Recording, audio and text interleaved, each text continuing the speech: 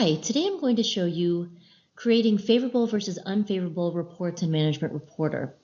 So when we're reporting actuals versus budgets, many times users will just do a straight over/under budget, which is taking the actual column minus the budget column and telling you if it's over or under the budget.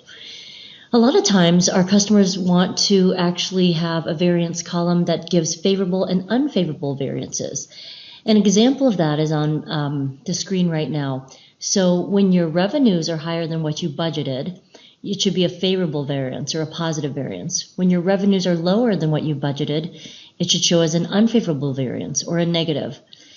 On the reverse side for expenses, when our expenses are lower than what we budgeted, it should show a positive variance or favorable. And when our expenses are higher than what we budgeted, it should show a negative variance or an unfavorable variance.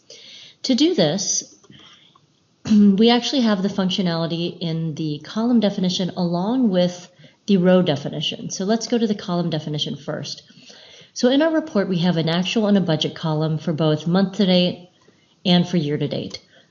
The trick to this is taking, as our calculation, taking the budget column minus the actual column and then putting an XCR in the print control field in that column. What the XCR does is it reverses the sign on that line or that row if in the row definition there's a C to change the normal balance, and I'll show you that in just a second. So on both the variance column and the variance percent column, I'm going to do an XCR. Again, for year to date, we're taking budget minus the actual column, G minus F, and we put an XCR in the print control column of that field, in that column. To show you how that works with the row definition, let's take a look at the row definition. Here, any line that has a C on it, the field says to flip the sign on an account balance, it will reverse it.